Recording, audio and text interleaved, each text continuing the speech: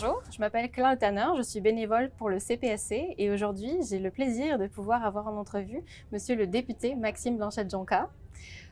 J'ai des petites questions à propos de la francophonie, forcément, en parlant de votre parti politique. On pourrait commencer avec une première question. Déjà, en tant que député donc, fédéral de la région qui comprend les villes Rimouski, Neiget, Témiscouata et les Basques, vous siégez au comité permanent de la science et de la recherche, dont vous assumez la vice-présidence. Pourriez-vous nous en dire davantage à propos de votre rôle au sein de ce comité et comment ce comité influence les politiques reliées à la recherche? Oui, bien, tout d'abord, bonjour. Merci beaucoup pour l'invitation. C'est un réel plaisir et un honneur de pouvoir partager avec vous ces moments, puis bon, m'éclairer sur la différente vision politique, de rapprocher la science et la politique. Pour moi, c'est fondamental. Donc, principalement, le rôle du comité, c'est d'étudier des projets de loi. C'est de tenter de rapprocher la science des politiques publiques. Donc, on peut faire des études sur des enjeux spécifiques. Donc, ce sont les députés à tour de rôle, selon les différents partis politiques, qui font des demandes, donc par l'entremise de certaines motions sur des sujets. Et ensuite, on convoque des témoins, donc des experts. Ça peut être des chercheurs, ça peut être des professeurs, des étudiants, des gens qui ont des expertises dans certains domaines précis sur lesquels on veut faire les sujets d'études. Et ensuite, bien, ça nous permet d'avoir un portrait plus global des enjeux et d'émettre des recommandations. Ces recommandations-là, bien sûr, sont traduites dans un rapport qui est ensuite discuté, voire même débattu entre les différents collègues qui siègent au comité. Et puis, les recommandations sont par la suite présentées au gouvernement. Et bien sûr, bien, le gouvernement, par la suite, a l'obligation de répondre à ce rapport-là. Et donc, ça permet de mettre en lumière des enjeux qu'on connaît ou on connaît peu ou encore qu'on ne sait pas l'ensemble de certaines choses. Et ensuite, bien, on permet d'avoir des pistes d'action, des pistes de solutions, puis voire même d'aider le gouvernement à faire bouger les choses de façon positive et d'assurer d'avoir en place une mise en action. Intéressant. La composition justement de ce comité, est-ce qu'elle est 100% de députés?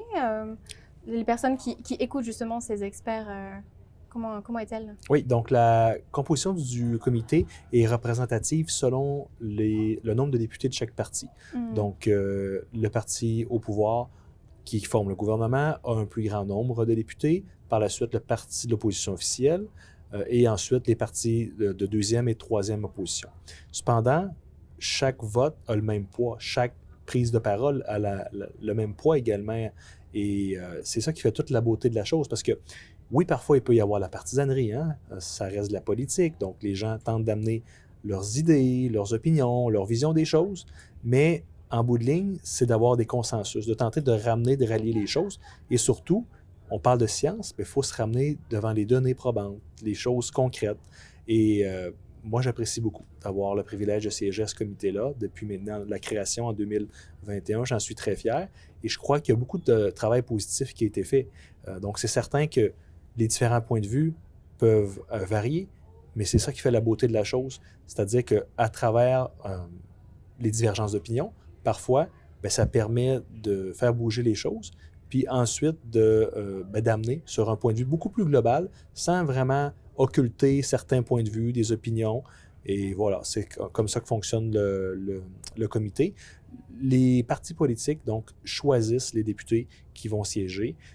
Je dirais que généralement, c'est assez stable. Parfois, il peut y avoir un peu de changement, mais je dirais que depuis le début de la création du comité, là, il y a des gens qui sont là depuis le début, dont moi-même. Et voilà, on a cette possibilité-là de mettre en lumière les enjeux, mais aussi de faire avancer la science. Merci beaucoup pour cet éclairage. En effet, de pouvoir confronter la donnée probante issue de milieux scientifiques justement au point de vue et aux réalités politiques et sociales, c'est vraiment, ça doit être des discussions très fascinantes. Ma deuxième question est un peu plus en rapport d'une proportion et d'un taux de succès qu'on a. Plusieurs rapports, notamment le rapport Bouchard de 2023, ou je pense aussi à celui de l'ACFAS en 2021, qui ont dépeint un déclin de l'usage du français en recherche. Et on voit notamment qu'il y a certains taux de succès dans demande de subvention qui peut être vraiment variable, hein. On parle de 29,2% quand la rédaction est faite en français et elle peut bondir jusqu'à 38,5% quand elle est en anglais. Cela résulte donc d'une recherche en français qui est malheureusement un peu moins bien financée au Canada. Quel est votre regard face à ce constat et avez-vous des pistes de solutions pour contrer cette situation, pardon? Tout d'abord, c'est un constat qui est inacceptable, à mon avis. Si nous avons réellement 2 langues officielles, nous ne devrions pas voir de disparité comme les données que vous venez d'évoquer. Donc, des taux d'acceptation qui sont supérieurs quand nous utilisons une langue au lieu de l'autre. Alors, oui, malheureusement, les études que nous avons faites, j'ai été l'instigateur d'une étude au Comité de la science et de la recherche concernant la recherche et la publication scientifique en français.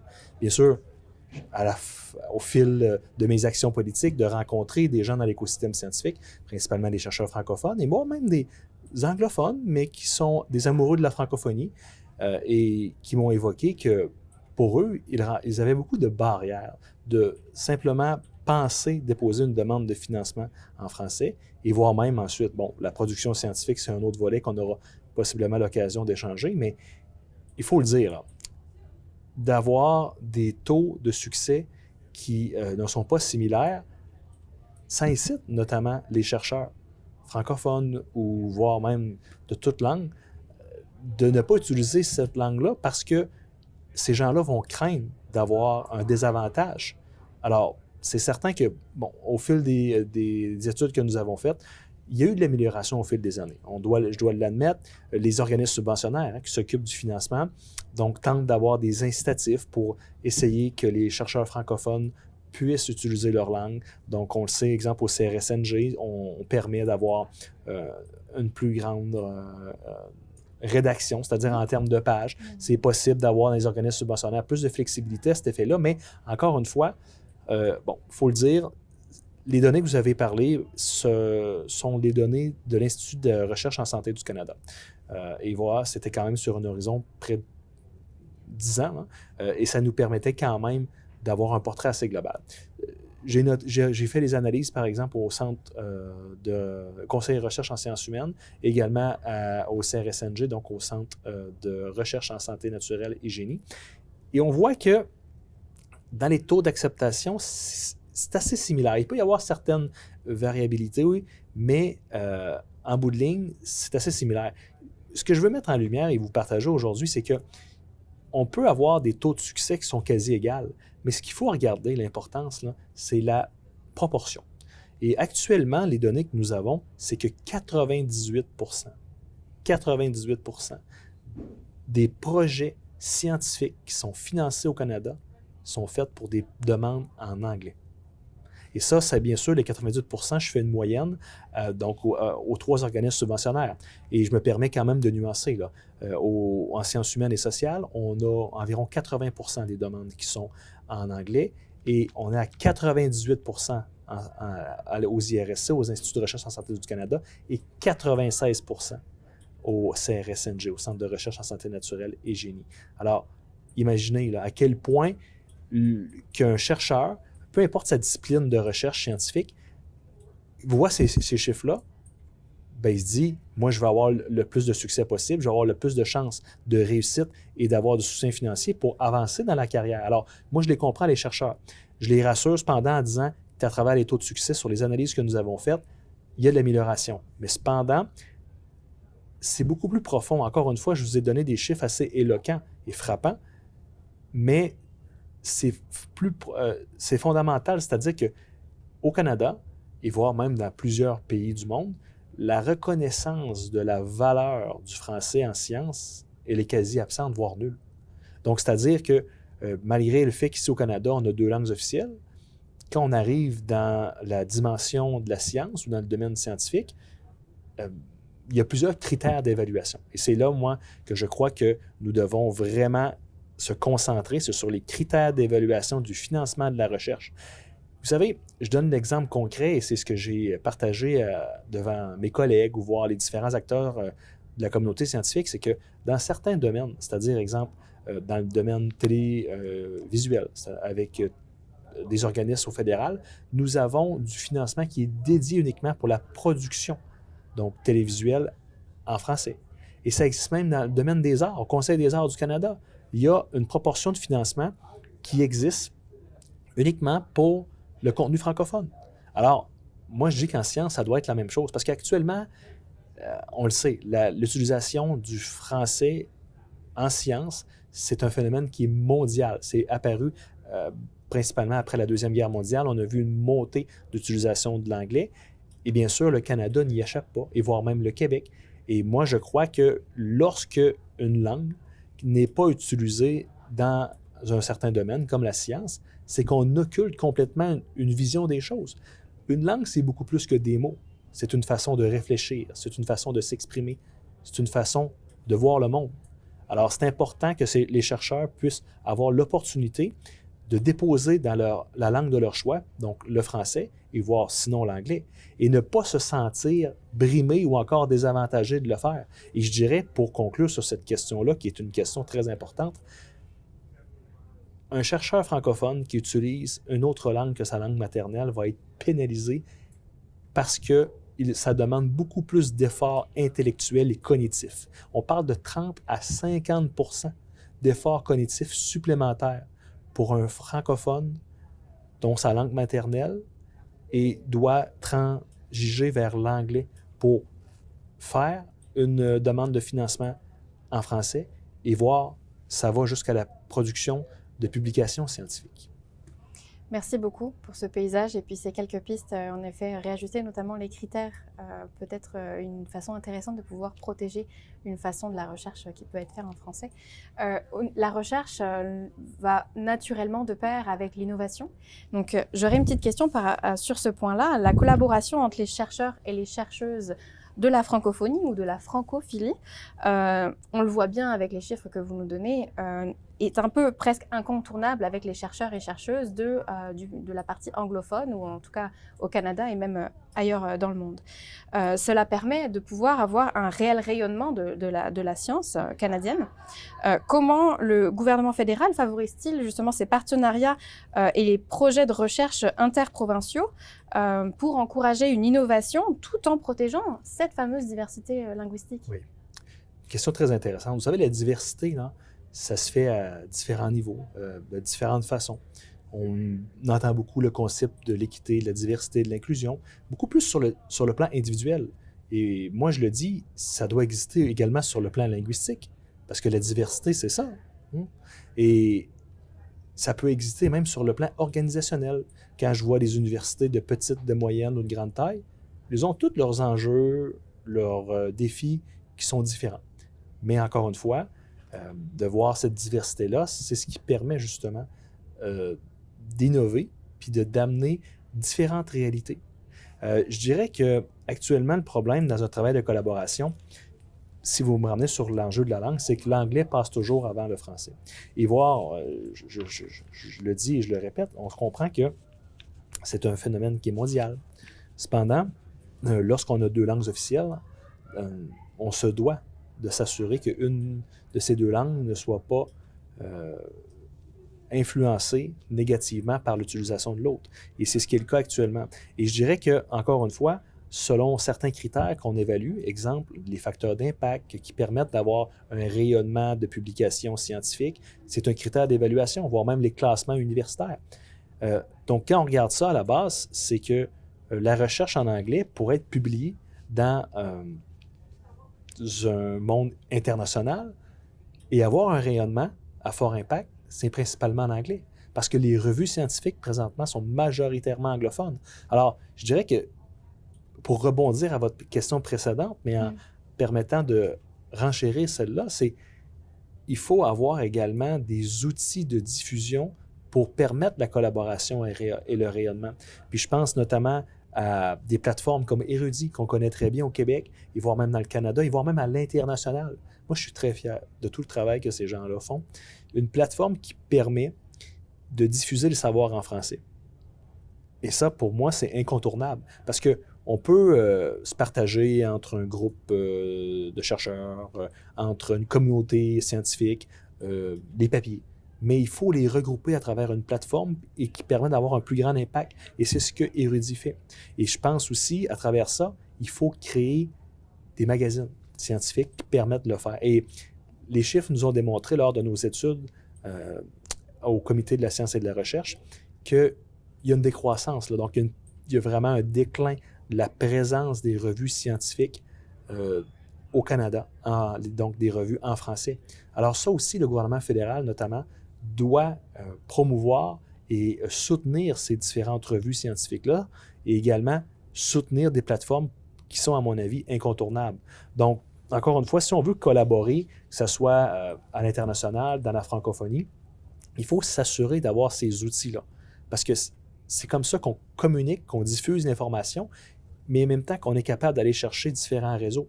Et moi, j'ai participé à Québec l'année dernière à la Semaine mondiale de la francophonie scientifique, qui était la 2e édition, et j'en étais très fier. Et j'ai vu des gens avec un énorme potentiel. Et des gens qui croient à la science en français et qui croient à avoir un impact, un rayonnement international. Et il y avait des gens de tous les horizons, hein, que ce soit des pays d'Afrique, que ce soit des gens de l'Europe, des gens donc du Canada. Donc, on voit qu'il y a réellement un engouement et qu'il y a une volonté de pouvoir communiquer de l'information scientifique en français. Et ça passe notamment par des réseaux comme l'Agence universitaire de la francophonie, donc l'AUF, dont le siège social est ici même, au Québec et au Canada. Donc, nous avons des outils, mais ces outils-là, il faut en prendre soin, il faut les supporter et il faut surtout les propulser. Et ça passe par un soutien financier, mais également une communication pour mieux les faire connaître à la population, notamment à la communauté scientifique. Je comprends bien, donc pour finalement faire un lien un petit peu avec l'innovation, si la science est faite qu'en anglais et qu'elle n'est pas non plus publiée via notamment le soutien d'érudits, on a eu le plaisir justement pendant la conférence ici d'avoir plusieurs représentantes et représentants qui ont pu parler au nom de ce qu'ils font justement chez Érudit. Donc le fait de pouvoir ouvrir vers des publications et un rayonnement francophone avec des traces écrites francophones, ça permet aussi une meilleure transmission de ce savoir, de ces connaissances pour favoriser justement l'innovation. L'innovation, c'est sûr qu'elle se passe partout et elle peut aller notamment en région, elle peut être faite être créée au berceau d'une région comme par exemple Rimouski. Je me demandais à ce propos-là, on a parlé des financements de la recherche, ils sont souvent drainés par les grands centres qui vont être par exemple des grandes villes où il va y avoir énormément d'universités et forcément plus d'innovation, mais il faut aussi penser au fait qu'il peut y avoir des chercheurs qui vont être à l'origine de nouvelles connaissances et donc de potentielles innovations en région. Je me demandais, est-ce qu'il y a des mesures fédérales qui garantissent ou qui aident en tout cas à avoir un accès équitable au financement et aux ressources nécessaires aux recherches pour les chercheurs et chercheuses qui sont hors de ces zones urbaines? Oui. Encore une fois, l'innovation, ça se fait de différentes façons. Et comme vous venez de le mentionner, effectivement, l'innovation passe par la recherche. Et quand on oublie un pan des gens qui font de la recherche ou on, disons, ne les priorise pas de la même façon, mais c'est certain qu'il y a une part de la société également qui est moins mise en valeur ou qui permet de moins avancer. Alors oui, effectivement, moi j'y crois réellement, d'avoir cette distribution des chances.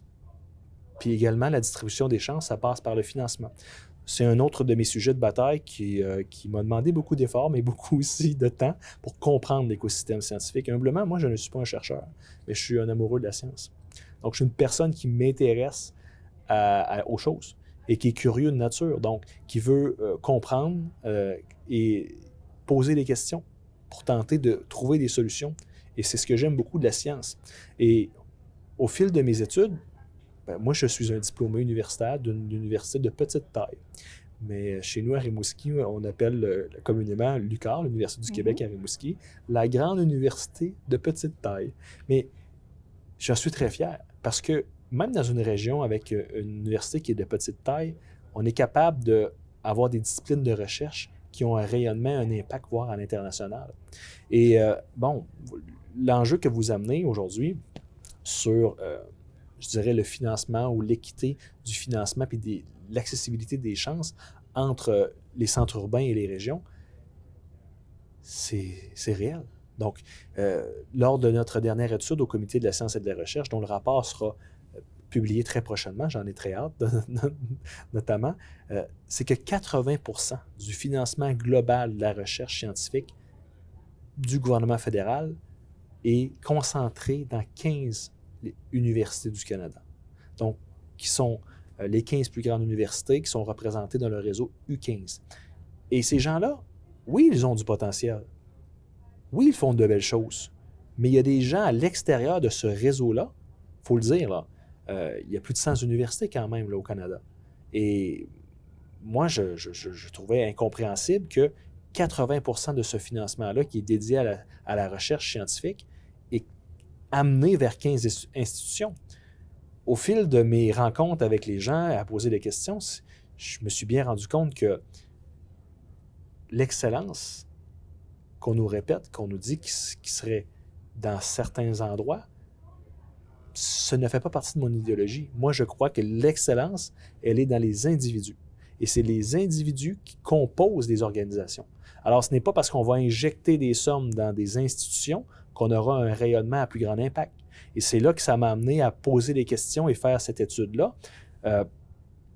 C'est ce qu'on se rend compte que la production scientifique, lorsqu'il y a un financement qui est concentré dans une poignée de petites institutions ou d'individus, c'est qu'il n'y a pas nécessairement plus de résultats.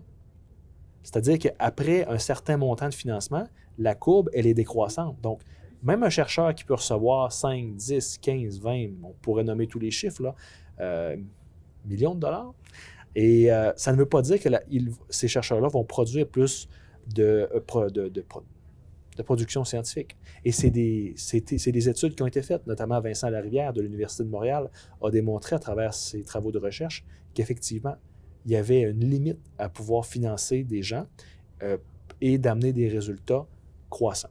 Alors moi, j'ai bien sûr rassemblé la communauté scientifique à travers tout le Canada lors de cette étude-là, et je peux vous dire qu'on a eu un succès monstre. Parce que, justement, l'engouement, elle est majeur. Nous avons recueilli au comité 50 mémoires. Et ça, c'est un record depuis l'existence même de ce comité-là. Des gens de tous les horizons qui se sont rassemblés. Et bien sûr, les points de vue divergent, mais c'est ça qui est important. Ce n'est pas parce que il y a des gens qui pensent différemment que c'est négatif. Au contraire, je pense qu'il y a moyen de mettre en lumière certains enjeux et certaines réalités. Et moi, ce que j'ai découvert à travers cette étude-là, justement, c'est que les ressources doivent être distribuées de façon plus équitable parce qu'il y aura beaucoup plus d'impact. Et bien sûr, un milieu de recherche qui est sous-financé, il y a des conséquences. C'est-à-dire qu'il y a des objets de recherche dans certains milieux. Bon, bien sûr, dans les centres urbains, il y a une concentration du financement de la recherche. Là, les 15 plus grandes universités se retrouvent dans les centres urbains, mais à l'extérieur, par exemple en région, si des universités n'ont pas un financement significatif, ils ne pourront pas nécessairement faire de la recherche. Et particulièrement, moi, ce que, bien sûr, j'ai pu voir, les universités qui sont dans des régions, ils vont faire davantage de recherche scientifique qui amène la réalité aux alentours de ces universités-là. Donc, ça, c'est très important. Je dirais une autre chose très importante, c'est les ressources financières et les ressources humaines qui sont demandées pour avoir accès à certains programmes financiers dans le gouvernement fédéral sont tellement imposants que les universités de petite et de moyenne taille n'ont pas accès à ça. Et c'est ce qui favorise notamment les universités qui ont une plus grande masse critique de pouvoir accéder à ces projets de financement qui sont beaucoup plus élevés. Donc, tout compte dire, je crois fermement que d'avoir une distribution plus équitable, bien, ça amènera une publication scientifique beaucoup plus diversifiée et croissante. Et une autre chose, bien sûr, que je ne peux pas passer sous silence, mais qui m'a littéralement estomaqué, voire même, je dirais, fâché. Je m'intéresse évidemment aux universités de petite et de moyenne taille. Et ces universités de petite et de moyenne taille-là au Canada, elles sont principalement francophones. Il faut le dire, l'histoire parle d'elle-même. Donc, les Québécois, notamment, je suis un Québécois, je connais beaucoup plus cette expérience-là, mais même les francophones hors Québec, l'accès à l'enseignement supérieur, c'était quasi impossible. Et voire même encore aujourd'hui, c'est quasi impossible pour certaines communautés. Lorsque moi, j'ai fait mes démarches pour débuter mon étude au Comité de la science et de la recherche sur la science en français, j'ai pris mon téléphone et j'ai appelé l'ensemble des universités au Québec et voir dans le reste du Canada, les universités francophones, pour, bien sûr, les inviter à participer à cette étude. Et bien sûr, j'ai été littéralement confronté à, parfois, sans dire un manque de volonté, mais une impossibilité de ces gens-là. Parce qu'ils tentent simplement, surtout dans les communautés francophones en situation minoritaire, de maintenir en vie leur organisation. Donc, c'est très, très difficile pour eux de pouvoir juste penser faire de la recherche. Et donc, ce que je veux dire, pour conclure sur mon point, c'est que les données sont les suivantes. Le gouvernement fédéral actuellement sous-finance les institutions francophones depuis les 20 dernières années. Et ça, c'est comparativement au poids du corps professoral. Alors, c'est assez frappant. Donc, au Québec, notamment, mais aussi dans le reste du Canada, toutes les communautés francophones en situation minoritaire, l'ensemble des universités dans les 20 dernières années, nous avons une décroissance du soutien financier. Alors, comment voulez-vous produire la science en français? Comment voulez-vous faire une croissance de la diffusion du savoir en français lorsqu'on a un sous-financement? Alors, bien sûr, ce rapport-là va mettre en lumière ces enjeux et va demander, notamment au gouvernement fédéral, de pouvoir soit dédier du financement pour la recherche en français, et je l'espère, de reconnaître les francophones comme une minorité, parce que nous sommes une minorité linguistique, ici même au Canada, mais voire même en Amérique du Nord, et ça a un impact, justement, à faire avancer la création scientifique. Bon, ce que je comprends un petit peu de ce tour de paysage que vous nous avez offert, c'est qu'il y a finalement un lien assez fort entre la francophonie, les enjeux en recherche qu'on peut y trouver et la répartition des chercheurs que l'on peut avoir en région, notamment par rapport aux grandes zones urbaines. C'est vraiment très, très intéressant. Merci beaucoup pour tout cela. J'aimerais pouvoir, parce que nous sommes dans le contexte d'un congrès très particulier, j'aimerais pouvoir terminer cette entrevue avec une dernière question portant sur votre regard que vous portez sur la contribution justement du CPSC et son rôle dans la communauté à titre de pôle de connexion, de mobilisateur de connaissances, mais et bien même d'incubateur de talents. Quelle est la contribution d'après vous du CPSC dans le domaine des politiques liées à la recherche et à l'innovation? Bien, tout d'abord, pour moi, je remercie, je félicite tous les gens là, du CPSC. C'est important le travail que ces gens-là font. Puis vous-même, à titre de bénévole, je vous félicite, je vous encourage à continuer. Aujourd'hui, on en a la preuve. On n'aurait pas l'occasion de partager l'ensemble des informations dont je viens de vous partager. Alors, c'est important de rapprocher la communauté scientifique de la population générale, mais c'est très important également de rapprocher la communauté scientifique du monde politique. Parce qu'un monde politique qui est informé, c'est un monde politique qui prend de meilleures décisions. Et moi-même, au fil de mes expériences, ce que j'ai pu apprendre, c'est justement d'avoir des données, d'avoir des faits, d'avoir des études qui me permettent, en tant qu'élu, d'avoir un meilleur portrait de la situation pour comprendre des choses, mais aussi pour amener des solutions qui seront peut-être beaucoup plus robustes que d'autres que j'aurais pu envisager. Alors, pour moi, bien sûr, le travail du CPSC est incontournable, puis je souligne notamment l'initiative qui existe, La science rencontre le Parlement. Mes premières expériences avec le CPSC ont été là. Donc, de rencontrer quelques chercheurs qui viennent sur la colline parlementaire, découvrir notre travail, parce que c'est assez impressionnant là, pour des gens qui n'ont jamais mis les pieds sur la colline parlementaire, rentrer au Parlement, savoir un peu comment ça fonctionne. Et déjà là, d'avoir un premier contact avec les chercheurs, puis bien sûr de sentir leur curiosité, leur désir de comprendre, mais leur désir également, comme les élus, de changer les choses de façon positive. Donc, d'amener leur connaissance, d'amener leur savoir et de pouvoir conjuguer ça avec les décideurs. Et pour moi, ça, c'est fantastique. C'est-à-dire de prendre des décisions avec des gens qui veulent également amener du positif, bien, je crois que ça fait une bonne alliance.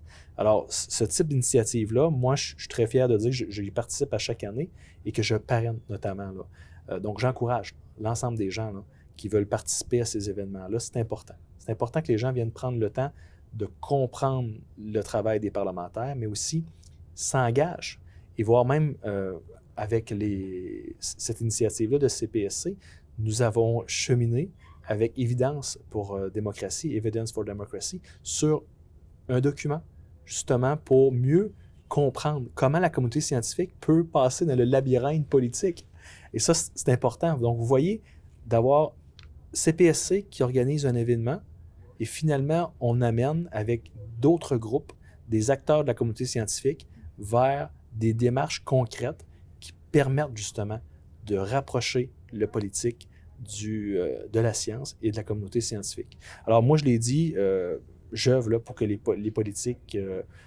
soient élaborées sur des données probantes, sur l'intérêt de la population, mais ça passe aussi par une collaboration avec les chercheurs. Donc, je pense qu'il y a encore du chemin à faire sur différents enjeux, mais je suis également fier de dire que CPSC, je vois une évolution également pour la promulgation de la science en français. Je sais qu'avec les fonds de recherche du Québec, il y a une belle collaboration, et ça, c'est important, parce qu'encore une fois, si on veut avoir un portrait global, si on veut prendre le pouls de différents horizons, bien, il faut avoir les acteurs, il faut les gens qui sont là. Alors, les chercheurs francophones également peuvent prendre à des activités avec CPSC, et j'ai vu, des panels maintenant en français, et c'est des choses peut-être qui existaient un peu moins auparavant. Donc, d'avoir la communauté francophone qui est au rendez-vous, ça permet justement d'exprimer une vision, d'exprimer des besoins, des enjeux qui sont parfois peut-être vus ou ressentis de façon différente dans d'autres communautés linguistiques. Alors oui, je souligne tout le travail de CPSC, mais aussi de reconnaître l'importance de la communauté scientifique, des acteurs qui composent. Et on avait le gala donc cette semaine, et c'était un très beau moment, un très, très beau moment, de voir qu'il y a des gens qui œuvrent pour le bien commun et qui dédient leur vie. Et pour moi, ça, c'est incroyable. Et CPSC permet justement d'assurer une coordination, mais également permet de rallier la communauté scientifique, le monde politique, mais au final, d'émerger et de converger vers la même direction. Et ça, c'est un travail qui est essentiel. Merci beaucoup. C'est toujours très, très satisfaisant à entendre de voir que nous œuvrons pour des choses qui, en effet, sont des plus constructives, on le pense en tout cas, de pouvoir réunir des personnes qui n'ont pas les mêmes expertises, mais qui veulent aller dans le même sens. C'est toujours quelque chose que l'on souhaite beaucoup. Merci beaucoup, Maxime Blanchette-Jonca, pour votre temps et puis pour le partage de l'ensemble de vos informations. Merci à vous pour l'invitation. Merci.